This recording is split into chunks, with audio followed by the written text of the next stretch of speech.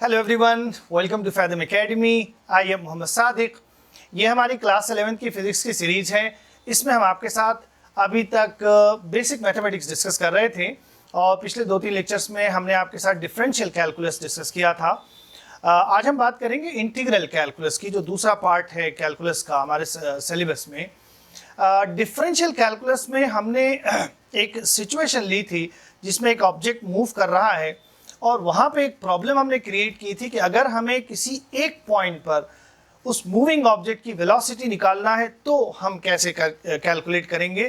तो वही जो वहाँ की अप्रोच थी, वहाँ से फिर हमने देखा कि डिफरेंशिएशन क्या चीज़ होती है और उसका फिजिकल सिग्निफिकेंस क्या होता है, उससे हम रेट कैलकुलेट करते हैं। उसका ग्राफिकल इंटरप्रिटेशन क्या होता है, उससे हम स्लोप कैलकुलेट करते हैं। और डिफरेंशिएशन एज एन ऑपरेशन कैसे काम करता है, जब किसी फंक्शन को हम डिफरेंशिएट करते हैं तो वो फंक्शन किस तरह से चेंज होता है। ये सारी चीज़ें हमने डिफरेंशियल कैलकुलस में देखी थी।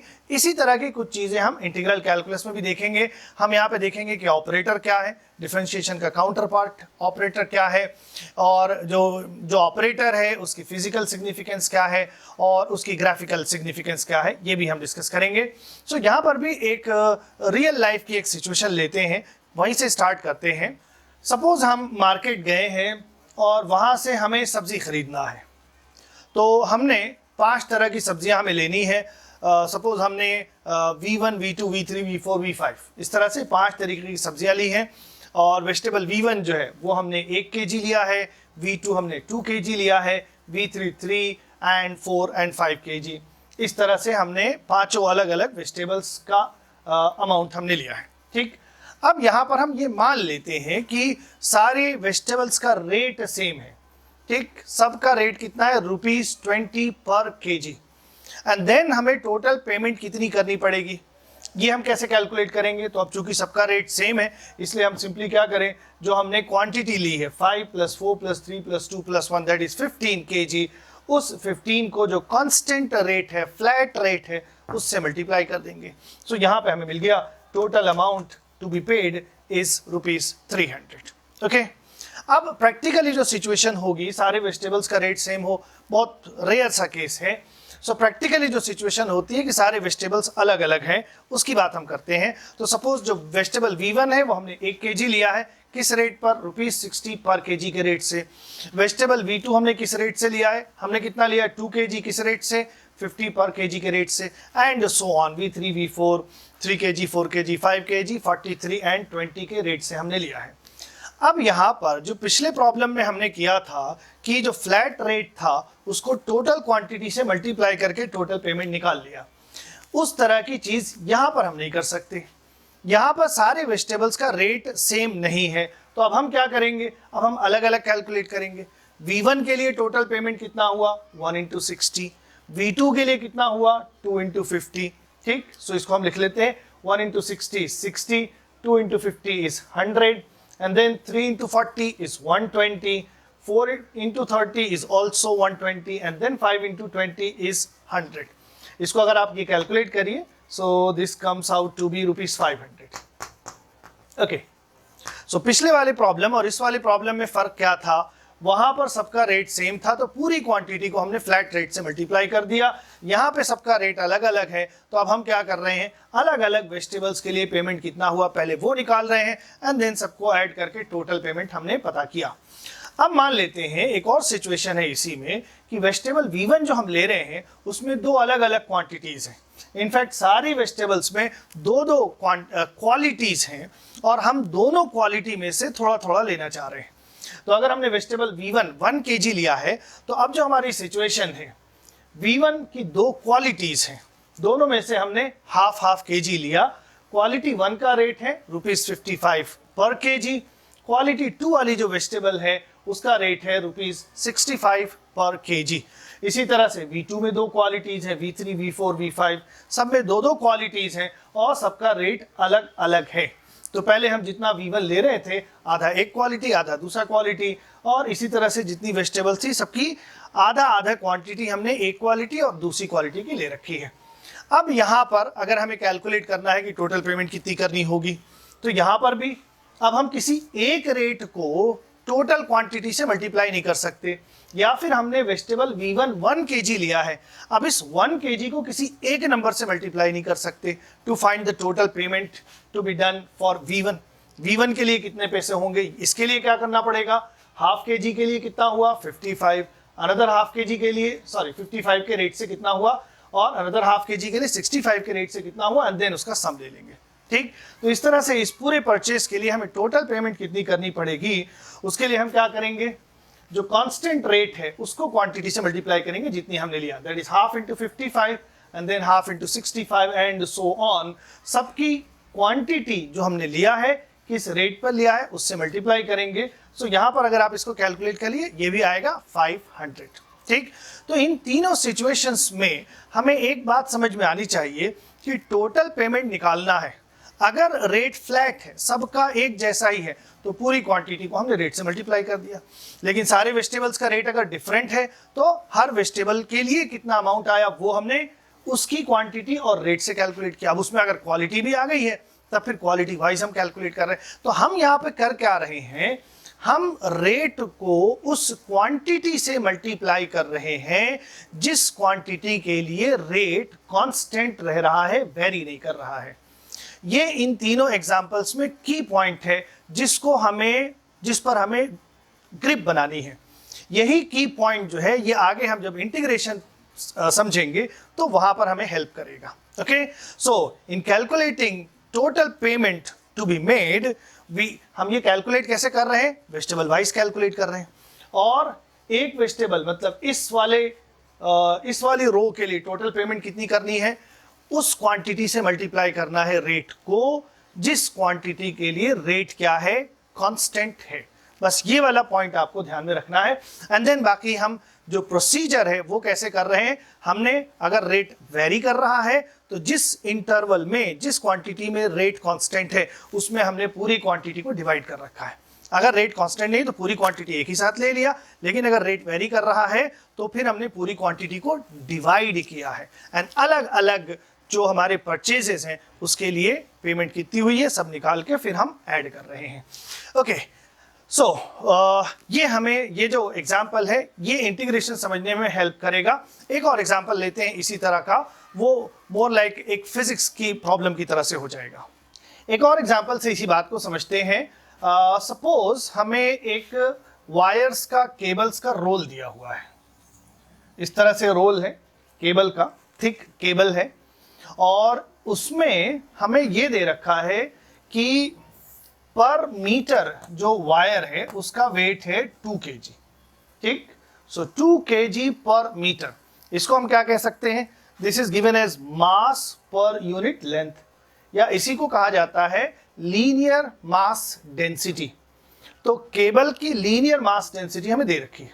ओके, अब अगर इस केबल में से, इस रोल में से हमने 1.5 मीटर केबल अलग कर लिया, 1.5 मीटर उसमें से निकाल लिया है, तो इसका मास कितना होगा, उसको हम कैसे कैलकुलेट करेंगे, हमें क्या दिया हुआ है, 1 मीटर का मास 2 kg। सो 1.5 मीटर का कितना होगा, सिंपली इसको इससे मल्टीप्लाई कर देंगे। ठीक, सो इसको हम कह सकते हैं कि ये क्या, लीनियर मास डेंसिटी। सपोज यहाँ पर इसको लैम्डा से डिनोट कर लेते हैं। ओके, सो इस रॉड का मास कितना हो जाएगा, lambda into length. Lambda is linear mass density, उसी को हम कह सकते हैं क्या, this is also the rate of mass with respect to the length. तो हमने यहाँ पर रेट को लेंथ से मल्टीप्लाई करना है। व्हाट इज रेट, 2, कितनी लेंथ हमने चूज की, 1.5, so this is equal to 3 kg। ये आ जाएगा। सो 1.5 मीटर लेंथ अगर हमने चूज की है, उसका मास है 3 kg। सो हमने किया क्या, यहाँ पर रेट जो था, जो लीनियर मास डेंसिटी है, वो पूरे केबल की एक जैसी है, यूनिफॉर्म क्रॉस सेक्शन का है, मास एक जैसा ही हर जगह। सो ये रेट कांस्टेंट है, उस कांस्टेंट रेट को जितनी लेंथ का मास चाहिए था उससे हमने मल्टीप्लाई कर दिया, and we get the total mass of the selected cable. अब यहाँ पर थोड़ा सा इसमें हम वेरिएशन इमेजिन करें। सपोज कि हमारे पास एक इसी तरह से ग्लास का ट्यूब है, और उस ग्लास के ट्यूब में हमने सैंड भर दी है, लाइक दिस। ठीक, इससे क्या होगा, अब इससे ये दिख रहा है कि जो मास है इस तरह के ट्यूब का वो हर जगह एक जैसा नहीं है, यूनिफॉर्म नहीं है।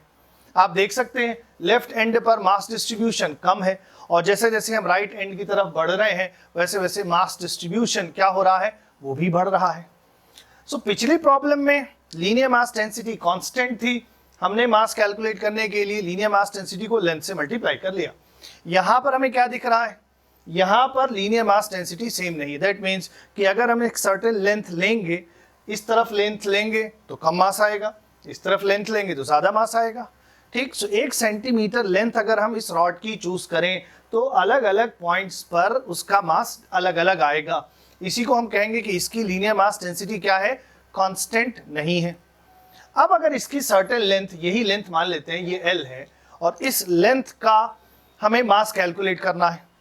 अब हम क्या करें, अब इस लेंथ को किसी एक नंबर से, किसी एक डेंसिटी से मल्टीप्लाई नहीं कर सकते यहाँ पर हम। उसके लिए अब हमें क्या करना पड़ेगा, अब आप जो पिछला हमने एग्जाम्पल आपके साथ डिस्कस किया था उसको रिकॉल करिए। उसमें हमने क्या किया था कि वेजिटेबल्स जब अलग अलग रेट है सबका, क्वालिटी वाइज भी अलग अलग है, तो हमने उसको छोटे छोटे पार्ट्स में डिवाइड कर लिया था। उसी तरह का कुछ प्रोसीजर यहाँ पर भी अपना सकते हैं। हम क्या कर लें, इसको छोटे छोटे पार्ट्स में डिवाइड कर लें, ठीक, एंड देन एक पार्ट का इधर अलग निकालें, इसका अलग निकालें, इसका अलग निकालें, इसका अलग निकालें, एंड देन सबको फिर हम ऐड कर दें। लेकिन रिमेंबर क्या होना चाहिए, इस पार्ट का मास अगर डेंसिटी और लेंथ को मल्टीप्लाई करके निकाल रहे हैं तो we have to be sure कि इस सेक्शन पर डेंसिटी कांस्टेंट है, which is not the case so far. अभी जितनी लेंथ हमने चूज की है उस पर डेंसिटी कांस्टेंट नहीं है। सो क्या करें, हम यहाँ पर और कम कर लेते हैं उसकी लेंथ और छोटा पार्ट ले लेते हैं।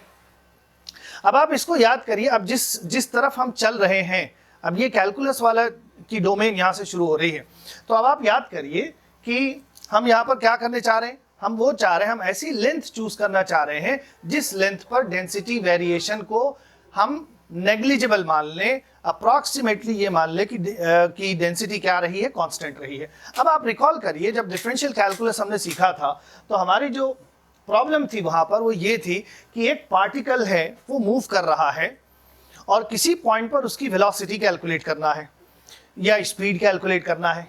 तो स्पीड हम कैसे कैलकुलेट करते हैं, डिस्टेंस अपॉन टाइम। डिस्टेंस एक फाइनाइट लेंथ होती है और time is some time interval. लेकिन यहां पर हमें जब एक ही पॉइंट पर निकालना है तो ना तो हम डिस्टेंस पता कर सकते हैं और ना टाइम इंटरवल पता कर सकते हैं। तो उसके लिए हमने क्या किया था कि इस पॉइंट के अराउंड दोनों तरफ एक बहुत स्मॉल टाइम इंटरवल लिया था, इतना स्मॉल टाइम इंटरवल कि हम आसानी से ये कह सकते हैं कि उस टाइम इंटरवल में वेलोसिटी में कोई वेरिएशन नहीं हुआ था, पार्टिकल ऑलमोस्ट कांस्टेंट वेलोसिटी से चल रहा था। In that case for such small time interval जो एवरेज वेलोसिटी होगी वही वेलोसिटी हर एक पॉइंट पर होगी।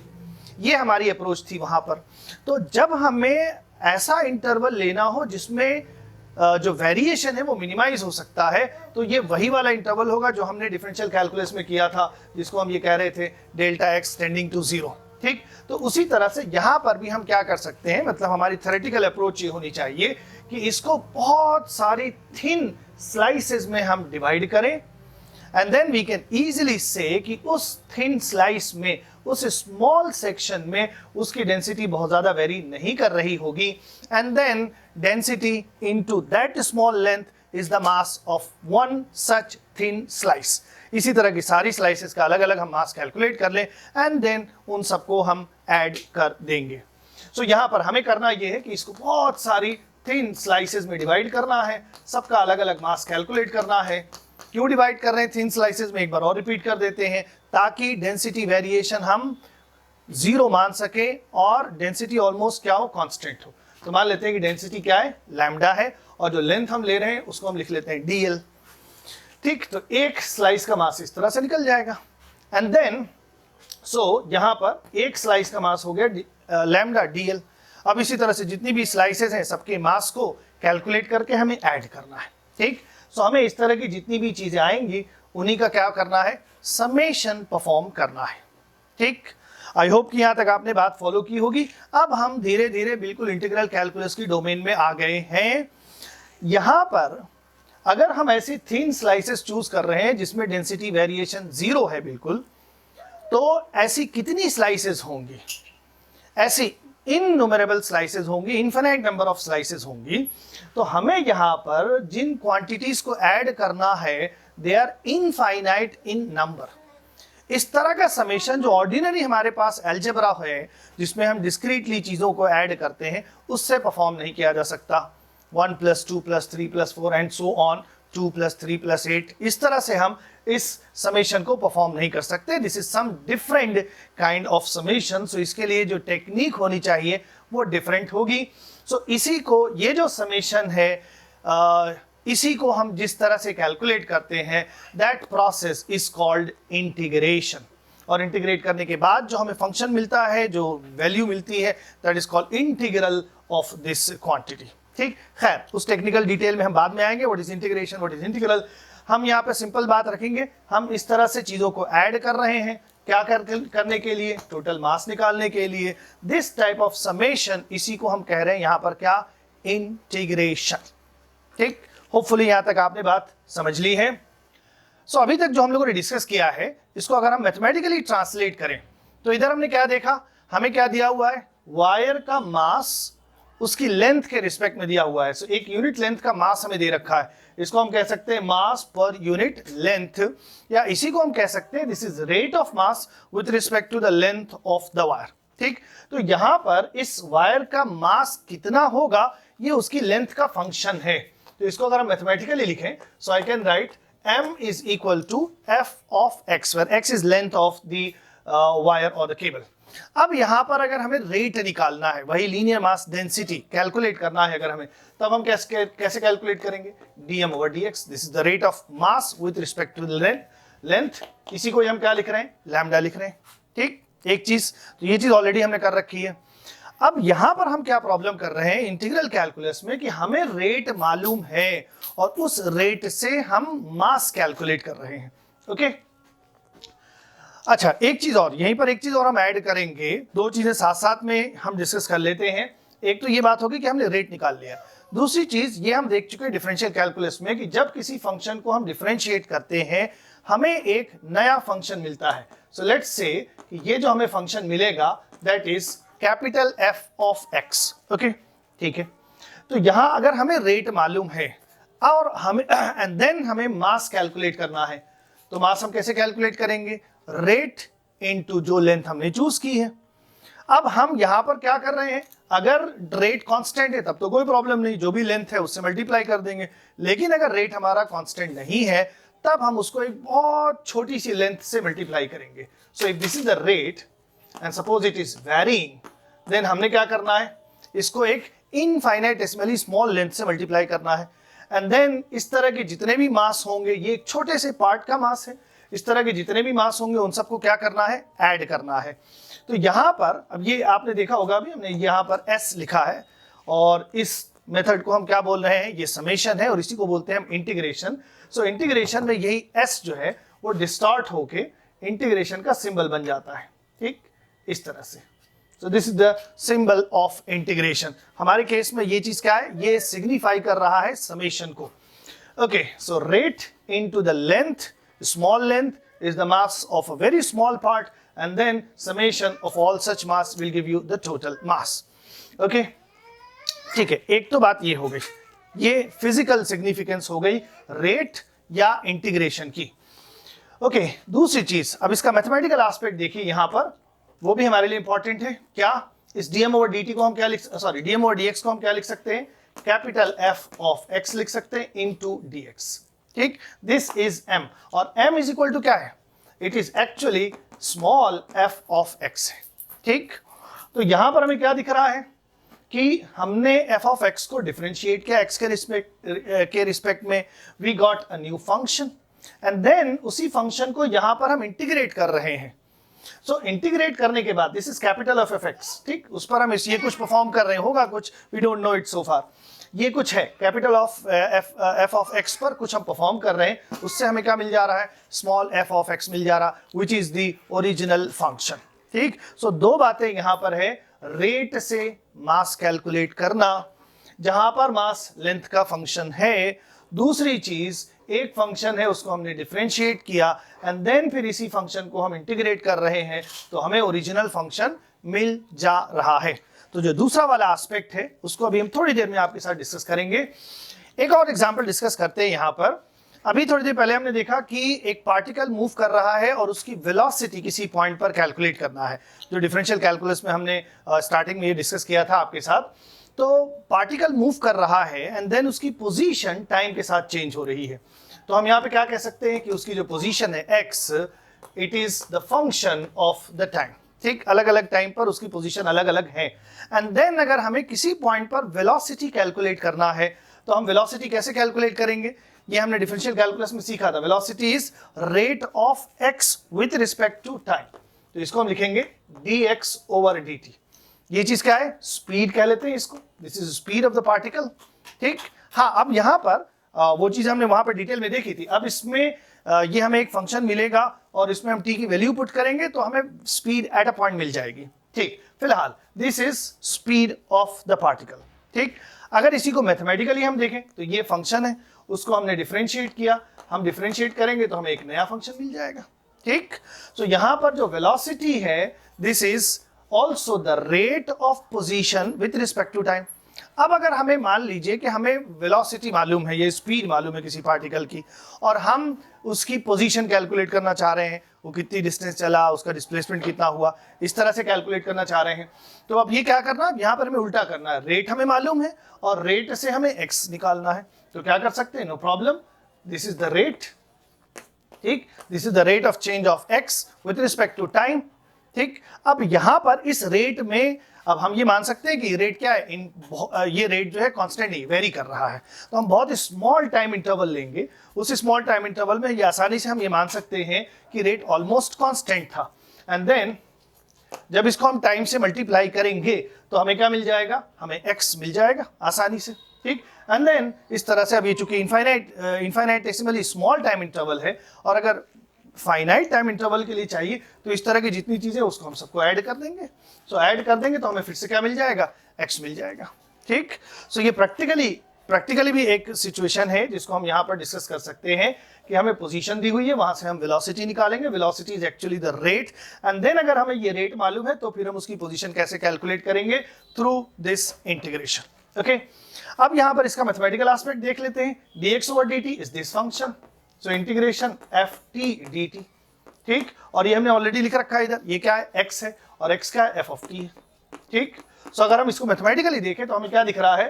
दिस इज द फंक्शन, उसको हमने डिफरेंशिएट किया, we got a new function and then उस फंक्शन को जब हम इंटीग्रेट कर रहे हैं तो हमें वापस से जो ओरिजिनल फंक्शन है वही मिल जा रहा है। ठीक, सो होपफुली यहां तक बात आपको समझ में आई होगी। अब ये सारी चीजें अगर हमने समझ ली हैं तो ऑलमोस्ट दो चीजें हमने यहां अचीव कर ली, that integration is a method of summation and अब इसी को हम यहां पर आई कैन स्टेट इट कि मैथमेटिकली जब हम देख रहे हैं तो इस फंक्शन को हमने डिफरेंशिएट किया, we get a new function and then वापस से उसको हम इंटीग्रेट कर रहे हैं तो ओरिजिनल फंक्शन मिल जा रहा है।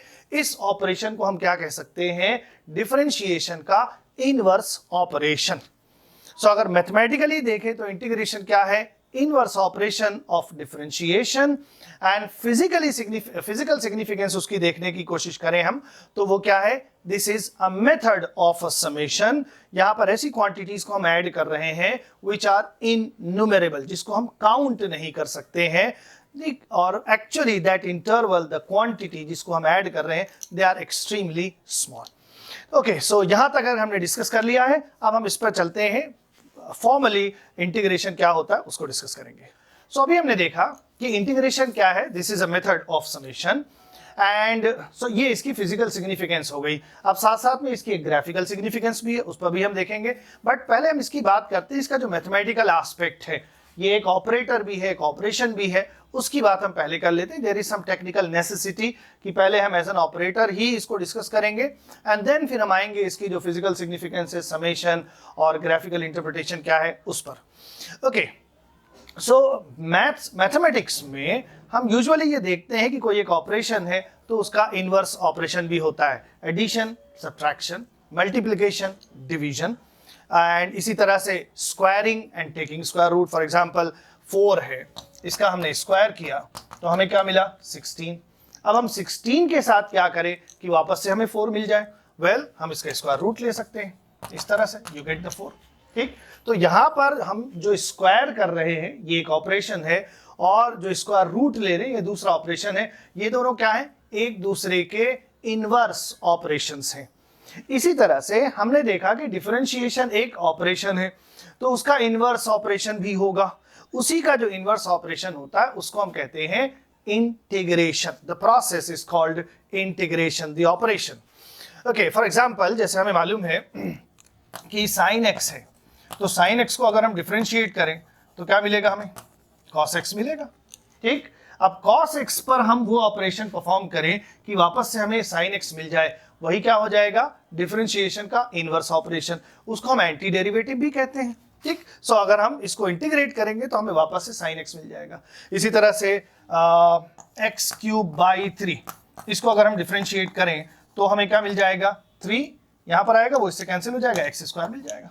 ठीक, तो इसका डिफरेंशिएशन ये है, एंड देन इसका इंटीग्रेशन वापस से ये हो जाएगा। ठीक है, इस तरह से।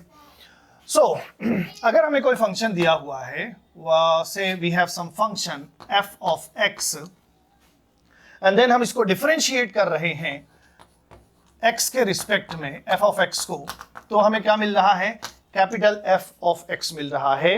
अब इसी को हम जब इंटीग्रेट करेंगे, कैपिटल F ऑफ x को x के रिस्पेक्ट में इंटीग्रेट करेंगे, तो हमें वापस से ये फंक्शन मिल जाएगा small f of x। Okay, so ये है इंटीग्रेशन। ओके, अब यहाँ पर ये जो सिंबल है, ये जो हमने लिखा है, इसमें क्या क्या चीजें आ रही है उसको हम समझ लेते हैं। ये जो साइन हमने लगा रखा है इसको बोलते हैं हम साइन ऑफ इंटीग्रेशन, और ये जो फंक्शन है जिसको हम इंटीग्रेट कर रहे हैं, this is called integrand. This is called integrand. और ये जो x लिखा हुआ है यहां पर, dx में जो x है, this is called variable of integration.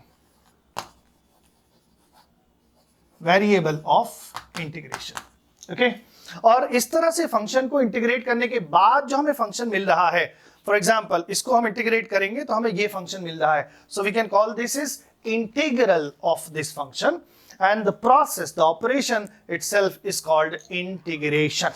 Okay, so integration, operation, integral, the function you get after integrating, sign of integration, integrand, ये क्या है, वेरिएबल ऑफ इंटीग्रेशन। अब इसमें आगे भी एक दो चीजें और ऐड हो जाएंगी, वो बाद में देखेंगे। सो फिलहाल ये हुआ इंटीग्रेशन एज एन ऑपरेशन। इसमें एक और पॉइंट हम ऐड करेंगे यहां पर। सपोज हमारा फंक्शन है, we have f of x is equal to sin x, and then हमने sin x को डिफरेंशिएट किया x के रिस्पेक्ट में, तो हमें मालूम है क्या मिलेगा, cos x मिलेगा। ओके, अब cos x को हम इंटीग्रेट करेंगे तो हमें क्या मिलना चाहिए, वापस से sin x मिलना चाहिए। So integration of cos x must be equal to sin x। ठीक, दिस इज क्लियर। अब यहां पर एक छोटी सी प्रॉब्लम है कि ये जो इंटीग्रेशन वाला प्रोसेस है, ये अगर यहां पर कोई कांस्टेंट अपीयर हो रहा है तो उसको रिप्रोड्यूस नहीं कर सकता। फॉर एग्जांपल हमारा जो फंक्शन है that is something like sin x plus 3 ऐसा दिया हुआ है।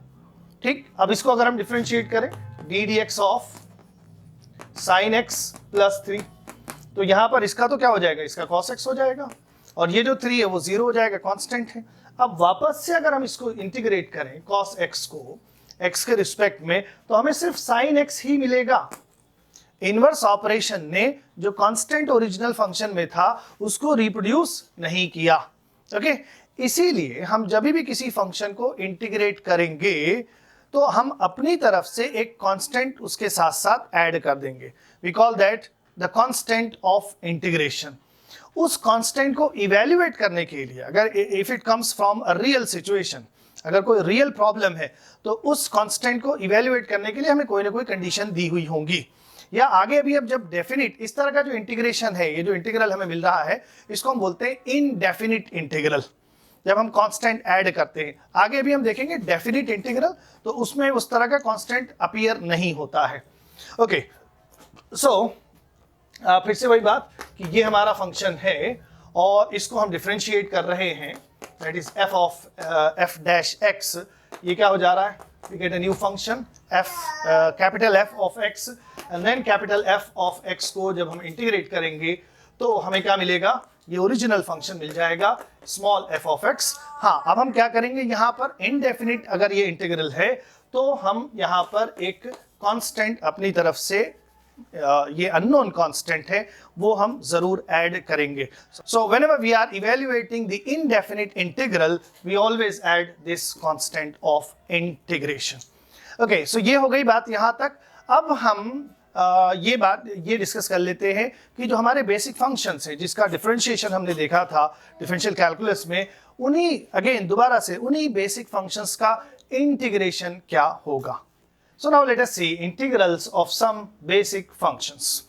अब उसमें पहले हमारा है x raise to the power n, इसका डिफरेंशिएशन भी हमने देखा था। So x raise to the power n ये हमारा फंक्शन है, इसको इंटीग्रेट करना है, इस तरह से लिखेंगे हम।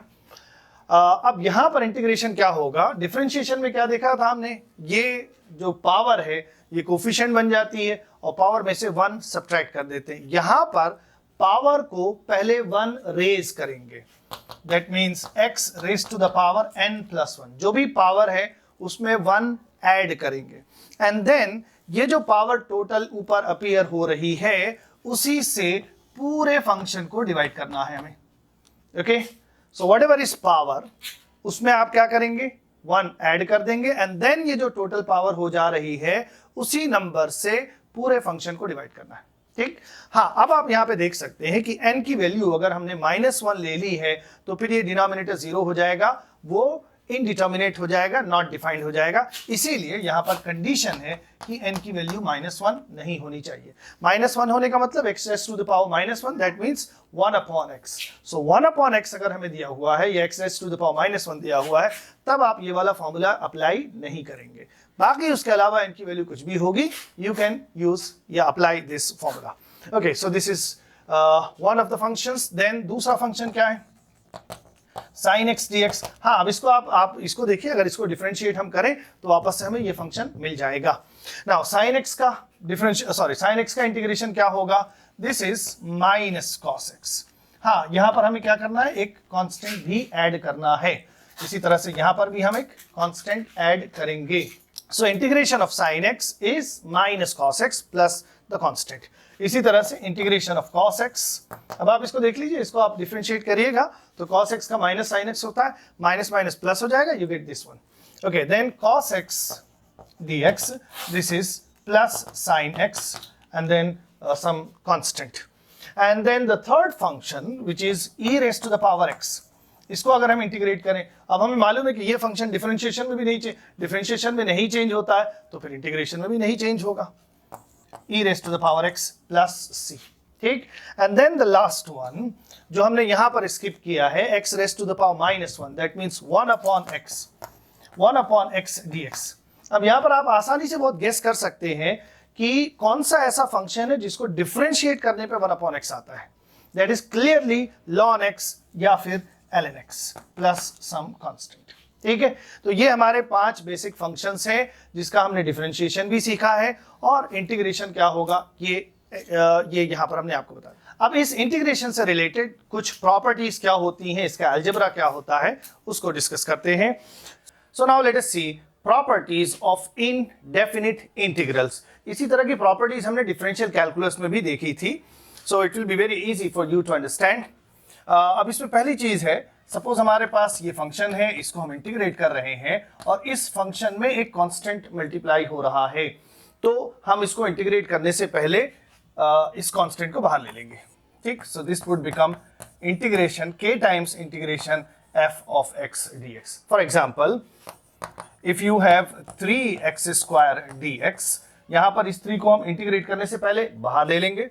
सो 3 इंटीग्रेशन x² dx। और अभी हमने सीखा x² का इंटीग्रेशन कैसे होगा, 2 है, 1 रेज करेंगे, इट बिकम्स 3 एंड देन 3 से ही डिवाइड भी करेंगे। So this is x raise to the power 3 upon 3 plus of course the constant. So यहां से ये 3 कैंसिल हो गया and then you have just x³ plus c। Okay, ये एक प्रॉपर्टी हो गई। दूसरा, अगर फंक्शंस का सम या डिफरेंस है, for example we have F of X plus minus ji of X, and इस पूरे सम या डिफरेंस को हमें इंटीग्रेट करना है। तो यहां पर हम क्या कर सकते हैं, इंटीग्रेट करने से पहले फंक्शंस को अलग अलग कर सकते हैं, मतलब उनको अलग अलग हम इंटीग्रेट कर सकते हैं। So I can write f of x d x integration plus minus ji of x d x integration. ठीक, इस तरह से हम कर सकते हैं। या इसका एक जनरल केस बना लेते हैं, ये दोनों चीजें एक साथ हम इसको इंटीग्रेट कर लें। सो ये क्या हो जाएगा, सपोज हमारे पास एक फंक्शन है एफ ऑफ एक्स और उसके साथ कोई कांस्टेंट मल्टीप्लाई हो रहा है, and then you have plus minus B times G of X, and इस पूरे फंक्शन को हमें इंटीग्रेट करना है। ठीक, तो अब हम यहाँ पे क्या कर सकते हैं, अब दोनों प्रॉपर्टीज एक साथ यहाँ पे लगा लें, इसको हम अलग अलग करेंगे और जब इसको इंटीग्रेट करेंगे तो ए कांस्टेंट है उसको बाहर ले लेंगे। So I can write a integration f of x d x plus minus b times integration g of x dx। ठीक, फॉर एग्जाम्पल एक बहुत बेसिक सा क्वेश्चन हम ले लेते हैं, 3 sin x plus 4 cos x, इस पूरे को हमें इंटीग्रेट करना है। ठीक, तो हम क्या कर सकते हैं, यहां पर इसको अलग और इसको अलग इंटीग्रेट करेंगे, और जब इसको इंटीग्रेट करेंगे तो 3 को पहले हम बाहर ले लेंगे। So I can write 3 integration sin x dx plus इसको इंटीग्रेट करेंगे, 4 को बाहर ले लेंगे, 4 इंटीग्रेशन cos x dx। ठीक, अब इसको हम यही लिख लेते हैं, ये क्या हो जाएगा, sin x का इंटीग्रेशन, अभी हमने देखा sin x का इंटीग्रेशन माइनस cos x। इसमें आप थोड़ा सा ध्यान दीजिएगा, अक्सर बच्चों को इसमें कंफ्यूजन हो जाता है। डिफरेंशिएशन हम sin x का करते हैं तो पॉजिटिव cos x आता है, लेकिन इंटीग्रेशन करते हैं तो नेगेटिव cos x आता है। Okay, so this would be minus cos x, so finally this is minus 3 cos x, और cos x का इंटीग्रेशन पॉजिटिव sin x होता है, जबकि डिफरेंशिएशन हमने देखा था नेगेटिव sin x होता है।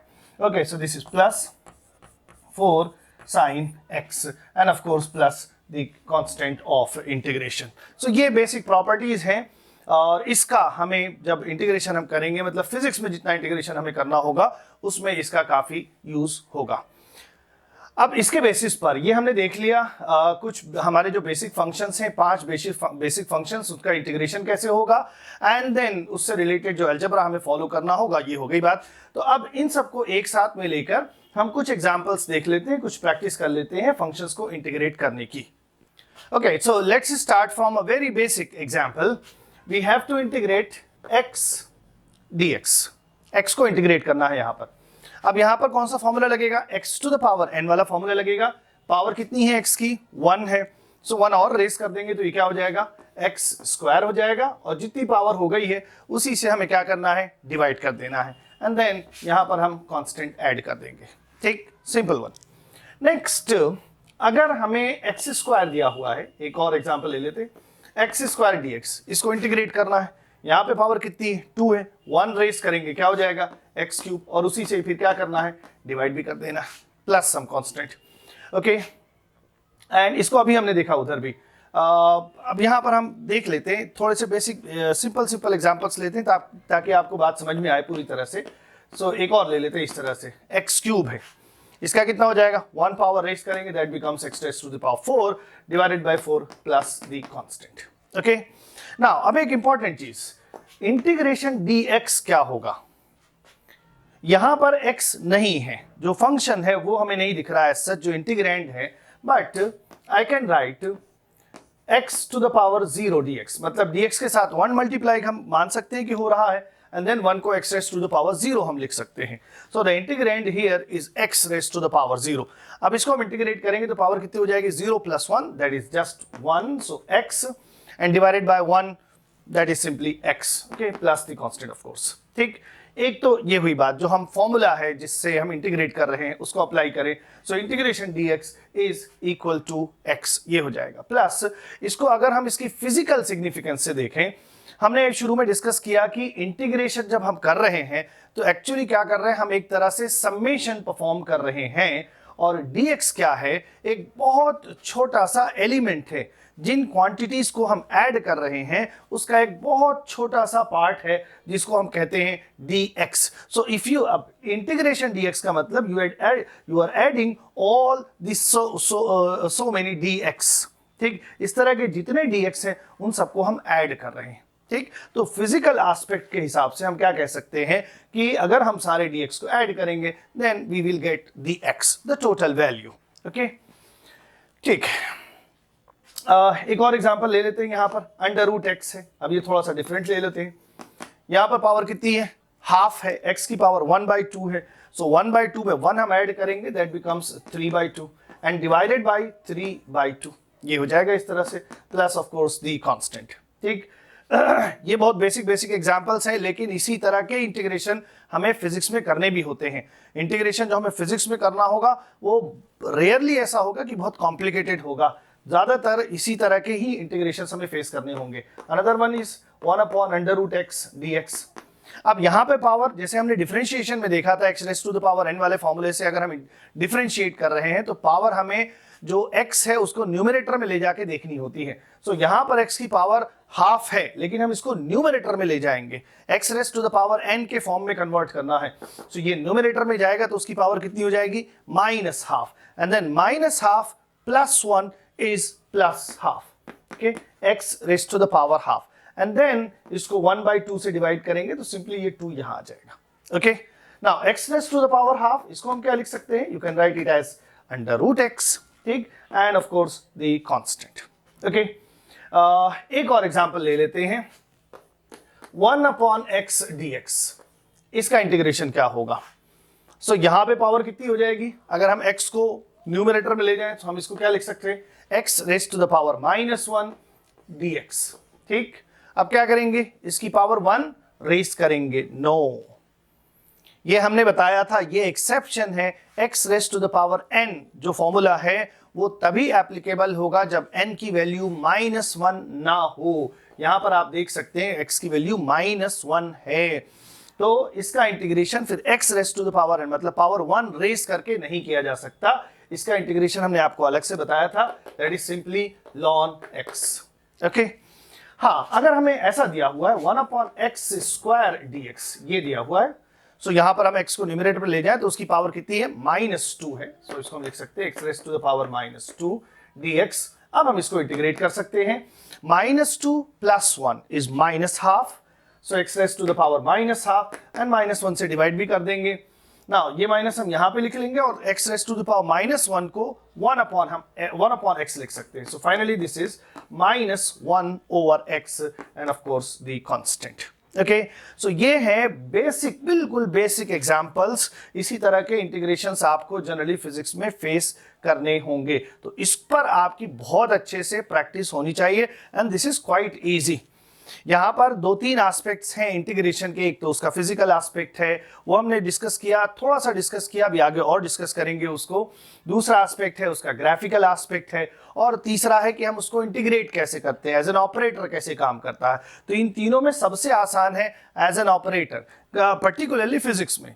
हाँ, हार्ड मैथ्स में हम चले जाएंगे तो मैथ्स में बहुत वैरायटी ऑफ इंटीग्रेशंस हमें देखने को मिलते हैं, एंड हायर फिजिक्स में भी आप जाएंगे तो आपको बहुत वैरायटी ऑफ इंटीग्रेशंस, इससे हायर लेवल के इंटीग्रेशंस करने होंगे। लेकिन हमारा जो 11th-12th की जो फिजिक्स है उसमें बहुत सिंपल टाइप के, इसी टाइप के इंटीग्रेशंस करने होते हैं। ठीक, सो एटलीस्ट ये वाला जो पार्ट आपका हो, ये आप इस पर अच्छे से प्रैक्टिस कर लीजिए। बाकी जो उसका फिजिकल एस्पेक्ट है वो जैसे जैसे हम फिजिक्स पढ़ते जाएंगे उसमें आप उसको अप्लाई करते जाएंगे तो चीजें आपको ऑटोमेटिकली समझ में आती जाएंगी। Let us take few more examples before we wrap up today. ये एक फंक्शन दिया हुआ है, इसको इंटीग्रेट करना है। सो हमें क्या दिया हुआ है, 3 फंक्शंस का अलग अलग दिया हुआ है। ये सम है, डिफरेंस है, इस तरह से एडिशन सब्ट्रैक्शन है। सो हम इसको क्या कर लें, इंटीग्रेट करने से पहले अलग अलग कर लें। सो इसको हम अलग करेंगे, 5/2 कांस्टेंट है, और इंटीग्रेशन में क्या बचेगा हमारे पास, 3/2 x⁻³ dx। एंड देन यहाँ पर क्या है, 2 कांस्टेंट है, and then you have e⁻x dx, और यहाँ पर सिंपली -1/x dx, इस तरह से। ठीक, अब इन सबको अलग अलग हम इंटीग्रेट करते हैं। ये क्या है, x⁻n के फॉर्मूले से होगा, 3/2 पावर दे रखी है, 1 उसमें हम ऐड करेंगे, इट बिकम्स 5/2। ठीक, सो 5/2 टाइम्स x⁻5/2, और फिर हम इसको 5/2 से डिवाइड भी करेंगे। ओके, 5/2 से डिवाइड भी करेंगे, +2 एंड देन e⁻x, उसका इंटीग्रेशन वही होता है, वो चेंज भी नहीं होता है।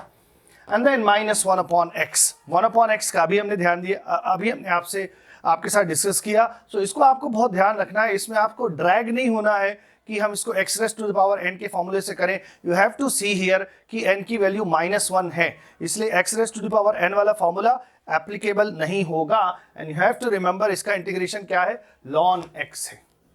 Okay, ln x। Okay, so finally क्या दिख रहा है, यहां से ये नंबर्स कैंसिल हो गए and then you have just x raise to the power 5/2 plus 2e raise to the power x and then minus ln x। ठीक, ये हो जाएगा, of course the constant. Okay, इसको देख लेते हैं ये कैसे इंटीग्रेट होगा। यहां पर हम क्या कर सकते हैं, इसको अलग अलग कर सकते हैं। x³ divided by x² is simply x। So integration x dx, इसको अलग कर लिया हमने। And then -1/x² minus integration 1/x²। इन दोनों को अलग अलग कर लीजिए। इस पर आप ध्यान दीजिए, इस तरह के इंटीग्रेशंस आपको कई जगह फिजिक्स में देखने को मिलेंगे।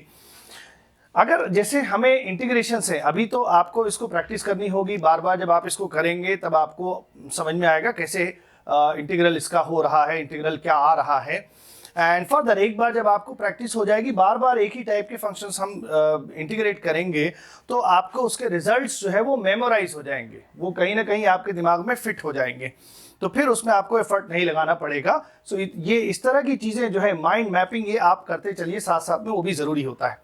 अभी नहीं, अभी तो फिलहाल आप ये सीखिए कि कैसे इंटीग्रेट हम कर रहे हैं। ओके, सो x का इंटीग्रेशन पावर 1 है, 1 रेज करेंगे x²/2 एंड देन 1/x²। यहां पर क्या है, इसका अभी हमने देखा, जस्ट अभी थोड़ी देर पहले हमने आपके साथ डिस्कस किया, -1/x आ रहा। फिर देख लेते हैं कैसे आया था। x को ऊपर ले जाएंगे, पावर कितनी है, -2, +1 ऐड करेंगे -1 और -1 से डिवाइड करेंगे, इसका मतलब माइनस वट जो भी आ रहा है x raise to the power -1, पहले से ही माइनस लिखा हुआ है, so it becomes plus and then x raise to the power -1 को हम क्या लिख सकते हैं, 1/x and plus the constant. Okay, इसी तरह से यहाँ पर जो फंक्शन है, इसी तरह से मिलता जुलता कुछ फंक्शन ये वाला है, इसको आप इंटीग्रेट करिए।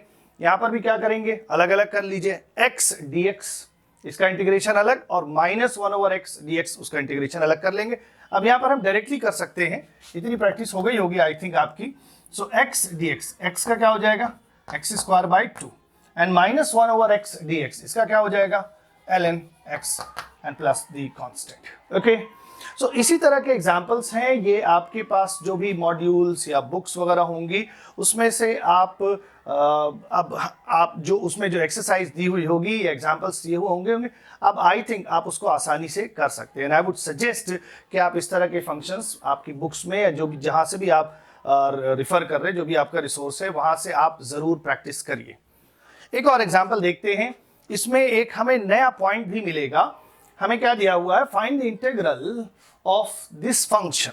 सो f(x) = 4x³ - 6 एंड हमें एक और चीज दे रखी है क्वेश्चन में, दैट इज कैपिटल f(0) = 3। अब यहां पर हमें जो फंक्शन दिया हुआ है that is small f(x) which is equal to something, वो जो दिया हुआ है, एंड कैपिटल f(0) का मतलब कि जो इंटीग्रल हम इवेल्युएट करेंगे उस इंटीग्रल की वैल्यू 0 पर, x = 0 पर कितनी आ रही है, 3 आ रही है। तो इस तरह की जो कंडीशंस होती हैं, फिजिक्स में भी हमें कहीं कहीं इस तरह के क्वेश्चंस देखने को मिलेंगे। इस तरह की जो कंडीशंस होती हैं वो हमारा जो कांस्टेंट है, जो हम इंटीग्रेशन करने के बाद जो कांस्टेंट ऐड करते हैं, कांस्टेंट ऑफ इंटीग्रेशन, उसको इवेल्युएट करने के लिए दी हुई होती है। ठीक, लेट अस सी ये प्रॉब्लम कैसे होगी। So you have to find the integral of this function. So I can write integration f(x) dx and then f(x) की जगह हम क्या लिख सकते हैं, 4x³ - 6 dx and then इसको हम अलग अलग कर ले इंटीग्रेट, 4 इसको हम बाहर ले लेंगे, x³ का इंटीग्रेशन क्या हो जाएगा, 1 पावर रेस करेंगे, x raise to the power 4/4 - 6 and integration में क्या बचेगा, जस्ट dx। अभी थोड़ी देर पहले हमने देखा dx का इंटीग्रेशन x हो जाएगा plus the constant of integration. This is what the integral of f(x). I should write it as capital f(x). Okay, so इसको सिंप्लीफाई कर लेते हैं। क्या हो गया ये function, x raise to the power n - 6x plus the constant. अब हमें क्या दिया हुआ है कि इस फंक्शन की 0 पर वैल्यू 3 है। So let us calculate f(0) is equal to क्या आएगा एफ ऑफ 0, यहाँ पे 0 रखेंगे, this become 0, this is also 0, so you just have C. And F of 0 की वैल्यू क्वेश्चन में कितनी दे रखा है 3, इसका मतलब यहाँ पर हमारा जो कांस्टेंट ऑफ इंटीग्रेशन है उसकी वैल्यू 3 है। सो फाइनली जो इंटीग्रल होगा वो कैसे लिखा जाएगा, F of X, capital F of X is equal to X raise to the power 4 minus 6x plus the constant of integration that we have calculated 3. Okay, इस तरह से कर लेंगे। तो इस तरह के भी कुछ क्वेश्चंस हमें फिजिक्स में देखने को मिलेंगे। एंड ये जो इनिशियल, इसको बोलते हैं इनिशियल कंडीशन दे रखी है हमें, सो कहीं कहीं तो जो कांस्टेंट ऑफ इंटीग्रेशन है उसको हम इनिशियल कंडीशन से इवेल्युएट करते हैं। बाकी अब हम नेक्स्ट पार्ट इसमें जब हम डिस्कस करेंगे डेफिनिट इंटीग्रल, सो उस डेफिनिट इंटीग्रल में इस कांस्टेंट ऑफ इंटीग्रेशन की ज़रूरत ही नहीं पड़ती है, वो पहले ही प्रोसेस में पहले उसकी प्रोसेसिंग हो जाती है और सारी वैल्यू इवेल्युएट होकर फाइनली हमें मिल जाती है। ओके, सो ये हो गई बात इंटीग्रेशन की। आज हमने क्या क्या सीखा कि इंटीग्रेशन एक मेथड है, एक टेक्निक है समेशन की। किस तरह का समेशन, वो ऑर्डिनरी जो डिस्क्रीट समेशन होता है उस तरह का समेशन नहीं, बल्कि हमें रेट को एक ऐसे छोटे से इंटरवल से मल्टीप्लाई करना होता है जिसमें हम ये अस्यूम कर सकते हो इजीली कि the rate has been constant, and then इस तरह के जितने भी एलिमेंट्स होते हैं उनको हम डिस्ट्रीब्यूट करते हैं। So they are innumerable, they are infinite in number, so such a summation technique is called in fact the integration. Okay, और दूसरा इंटीग्रेशन एज एन ऑपरेटर क्या है, डिफरेंशिएशन का इनवर्स ऑपरेशन है। कुछ बेसिक फंक्शंस जिसको हम डिफरेंशिएट करते हैं उन्हीं का इंटीग्रेशन क्या होगा वो भी हमने सीखा था। सो आज के लिए फिलहाल इतना ही। यहाँ पर इंटीग्रेट हम कैसे करेंगे फंक्शंस को ये तो आपको बिल्कुल आ जाएगा, इसमें आपको कोई प्रॉब्लम नहीं होगी, लेकिन आपको इसकी जो फिजिकल सिग्निफिकेंस है कि जब हम इंटीग्रेट कर रहे होते हैं किसी फंक्शन को तो एक्चुअली हम परफॉर्म क्या कर रहे होते हैं इस पर आपको ज्यादा ध्यान देना है। उसकी जो फिजिकल सिग्निफिकेंस है उस पर ज्यादा ग्रिप बना के रखनी है। ये चीज आगे आपको फिजिक्स को समझने में बहुत हेल्प करेगी, साथ साथ में जो न्यूमेरिकल प्रॉब्लम्स होती हैं उसको भी सॉल्व करने में आपको बहुत हेल्प मिलेगी। So this is it for today, see you soon, thank you.